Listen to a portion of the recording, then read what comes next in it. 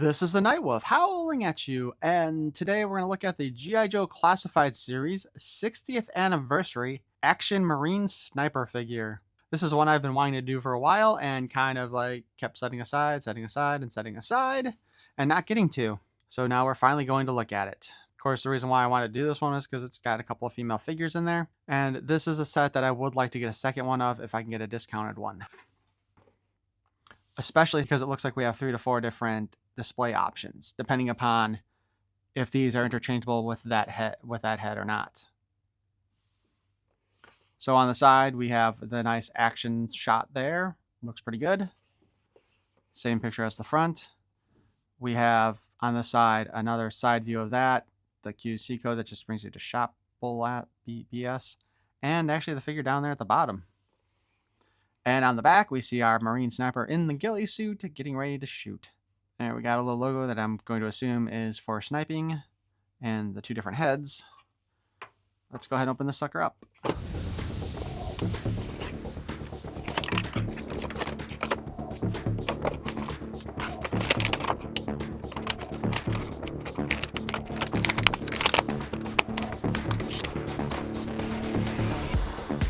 This is the problem with some of the ways they put this stuff in here. They should not have put these 2 things together in that package. Just trying to get it out, I've already damaged the part there.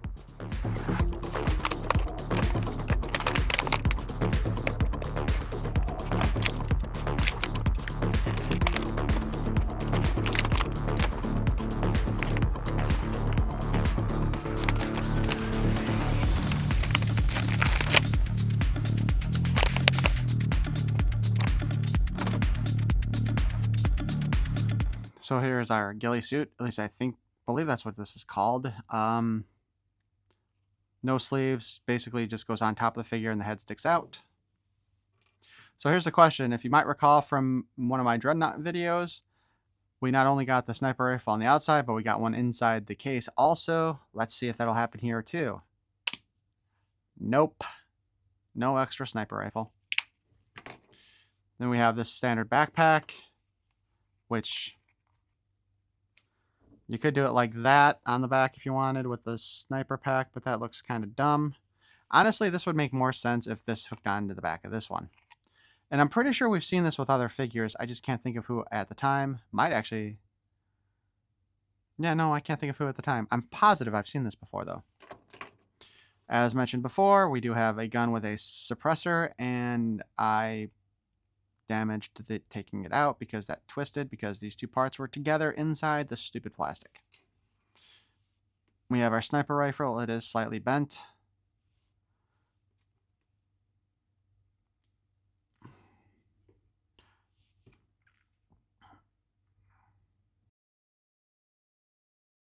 We've attached the scope and the suppressor.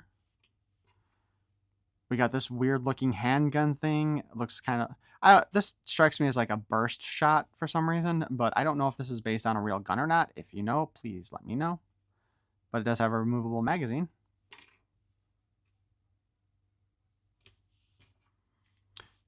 We have a communications device.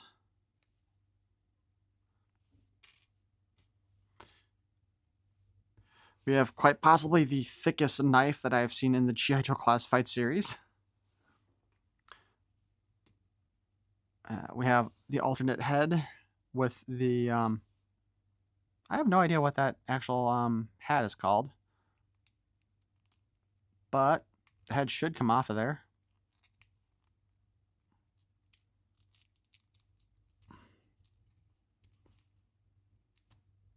So we can go from that head to this one.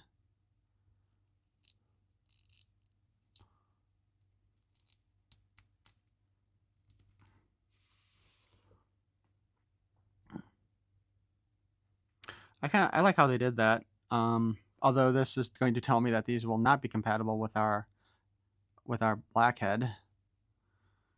So White Girl got 2 different hats here. And I do like that they gave us a very definitive bit of lipstick there. I'm not sure which hat I like better, though. We do have the Uzi with an extended clip. The clip does not come out. And now we have our figure with our other head sculpt. She looks pretty good. She's definitely got the camouflage paint going on there. Her lips don't stand out quite as much, and she's got the Rambo headband. If it had been in red, would have gone full Rambo.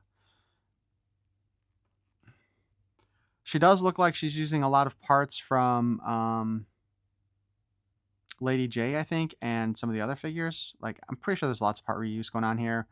And possibly some of the parts from the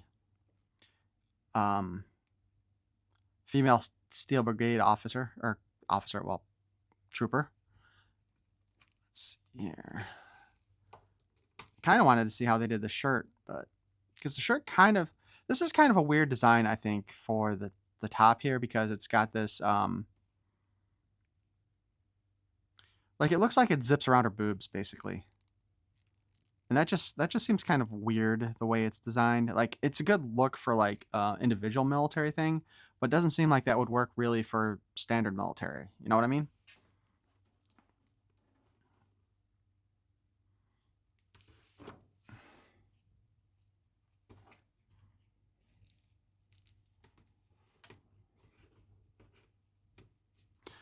I definitely think, even though they're like, wait, let me see. Okay, yeah. I believe the ghillie suit is made for this head specifically, because I don't think you're going to really be able to fit it around this one very well. We'll try that in a little bit, but I do want to say I think that definitely the ghillie suit is meant for her. I don't know if you're real dumb if I'm getting that wrong every time. Try to see what we can do pose-wise with that real quick.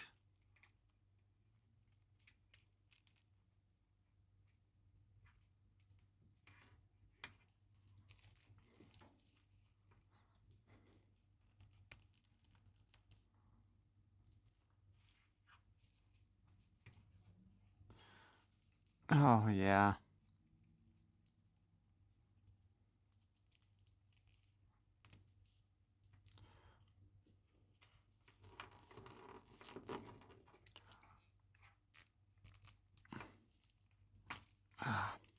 It does feel like once you start trying to pose her in the ghillie suit, you're going to have problems.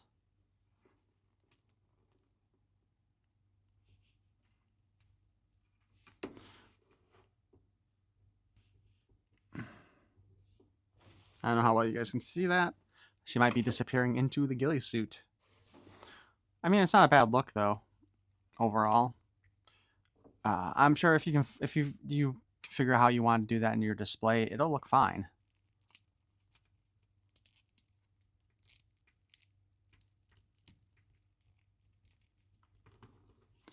Articulation wise, the head is on the ball joint, the chicken neck going on here. We can spin the whole head.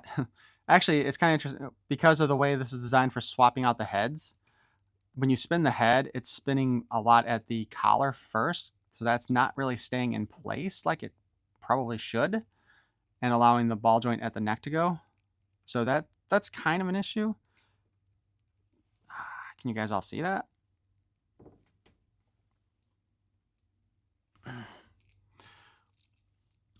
Arm hinges up and down. While there is a butterfly joint in there, it barely moves at all. She has a bicep cut, double jointed elbow, spin at the wrist, and a hinge. She has a boob cut.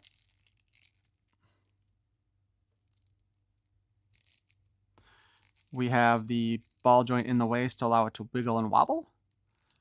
Drop down hips, barely drop down. We can kick out so far. We can kick forward so far. Whee! There is a thigh cut. Double joint at the knee. We can spin the foot around. Hinge at, well, calf, boot cut, whatever. Hinge at the ankle. And a little bit of a spin there. So, you know, our standard female articulation for G.I. Joe figures. Let's see how difficult it is to swap out the heads.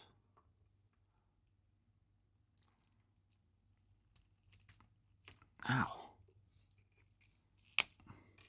You know, I really hate switching out hands.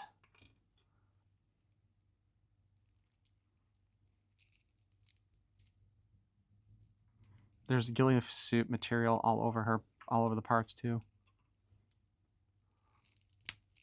Okay, so we got that. Let's put the communicator here in the thigh pouch. Huh. Okay, so the pistol fits in the holster. And I guess you could have the suppressor. That looks dumb. There's not a place on her for the suppressor to go, though. So that's kind of a fail.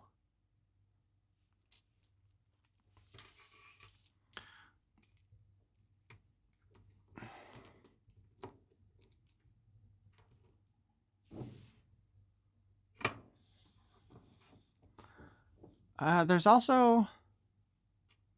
There's nowhere for the knife. There's no sheath for the knife on here either. So they've given us a bunch of equipment that doesn't attach to anything with this figure.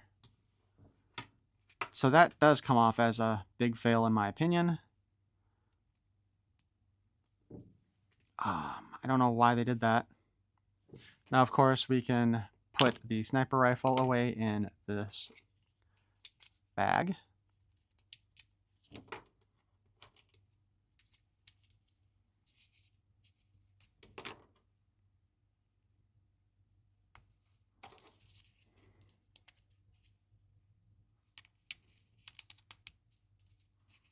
So it fits in nice and neatly here like that. And we can close that up and out of the way. And of course, again, there's nowhere on here to attach anything else. And there's nowhere on this thing. Okay, well.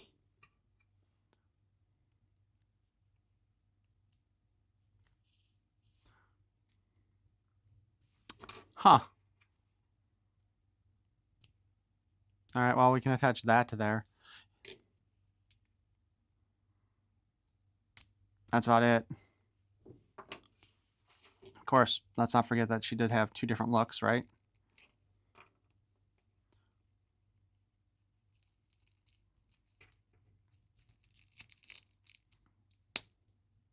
That went on a little bit easier. I think I kind of prefer this head, to be perfectly honest. Or this hat.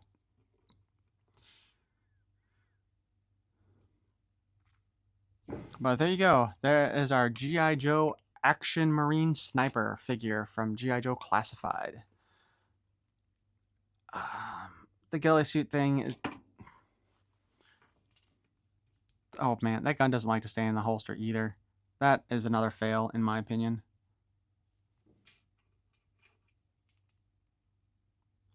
Yeah, definitely not designed for the Uzi. So while I think they put some effort into parts of this figure, it does not appear as if they put effort in other parts. For example, again, there's nowhere to put any of this extra equipment on her. We've got a pistol with a suppressor, but no place to put the suppressor. There should have been like another holster here for it or something. You know, a sheath for the knife would have been nice to have. I am glad they gave us the two different heads, and they went wildly different, you know, with the heads. Because usually when they do give us the black and white heads in the G.I. Joe series, they're just the same face, same head, just in different colors. I think this is kind of like the first time that we've gotten two drastically different heads for the generic characters. You can still use this as a troop builder, you know. Like I said, you can get 3 various looks out of her. And if you wanted to paint the hair, you could definitely get more than that. I do kind of wish that the black head had come with an alternate hairdo also, because this is kind of boring. And it looks like they both have the same hairdo for the basic heads here, you know. Just hat and bandana. I'd still like to get a second one. I would like to try to find a good pose for her in the ghillie suit and without the ghillie suit. Heck, when you get right down to it, this hat here looks like she's probably ready for a helicopter ride. She'd go, yeah, actually with this hat, she'd go really well with the Firefly, I think. The Firefly, the Dragonfly. But let me know what you guys think in the comments below. Is this one of those figures that you wanted? Did you buy it? Oh, for goodness sake. And it comes with a stand that I keep forgetting about. And so she doesn't have to keep falling over. But as I was saying, let me know what you guys think in the comments below. I think as far as a troop builder goes, it's not bad, but not one of the greatest ones. But at least, again, you get 3 distinct looks out of it. It's too bad I didn't get an extra sniper rifle like I did with Nagahide. But if you enjoyed this review, feel free to snipe that like button. And if you want to watch more of my nonsense, please feel free to subscribe. I thank you for watching. Peace and love.